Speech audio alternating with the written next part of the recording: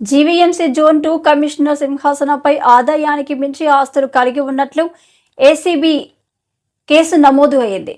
సుమారు 6 చోట్ల సోదాలు నిర్వహించినట్లు అధికారులు తెలిపారు. ఇప్పటి వరకు విశాఖలో 1 ఫ్లాట్, 4 ఇళ్ల స్థలాలు, శ్రీకాకుళంలో 13 ఇళ్ల స్థలాలు, 4.5 ఎకరాల వ్యవసాయ, విజయవాడలో 1 ఇళ్ల స్థలం, బ్రీజా కారు, బంగారు ఆభరణాలు గుర్తించామని అన్నారు. ఇంకా సోదాలు కొనసాగుతున్నట్లు వెల్లడించారు. నమస్కారం.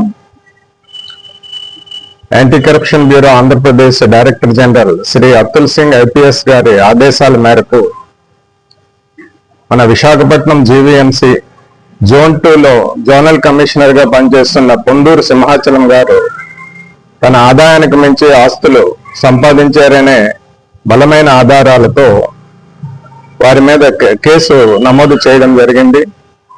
గౌరవ ఏసీబీ కోర్టు జడ్జి గారి తాలూకా అనుమతితో ఈరోజు సుమారు 6 ప్రదేశాలలో సోదాలు నిర్వహించడం జరిగింది.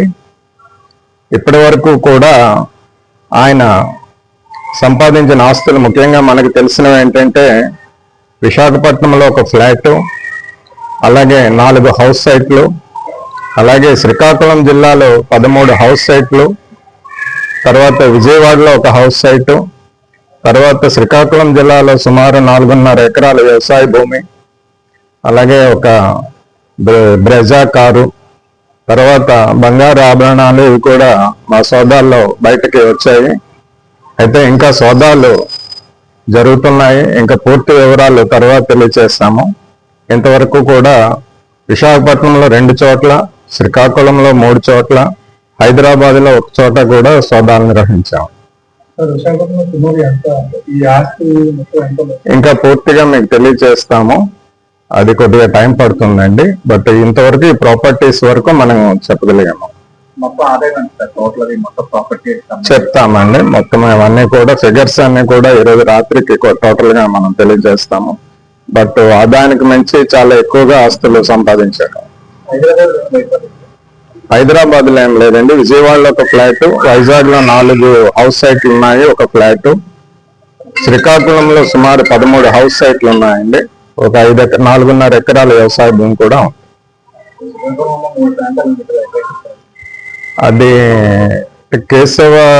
కేశవపేట, తర్వాత కొత్తపేట ఒకటి అండి, తర్వాత కింతలి అని చెప్పేసి అక్కడ ఈ 3 ప్లేసుల్లో బంధువులు. ఈరోజు రాత్రి అవుతుందండి. వారిని అరెస్ట్ చేసి కోర్టులో ప్రొడ్యూస్. అది కూడా doctor, son in law house. అక్కడ ఏం లేదండి, అంతా కూడా ఇంట్లోనే మనకు దొరుకుతుంది. ఇది మాకు వచ్చిన సమాచారం ప్రకారం మేము చేసామండి. స్పెసిఫిక్ గా ఎవరో ఫిర్యాదు అవన్నీ కూడా వాటి మీద పరిశీలన చేసామండి. అది స్పెసిఫిక్ గా మేము ఎవరి రిపోర్టు అదేమీ మేము బయటకు చెప్పకూడదు.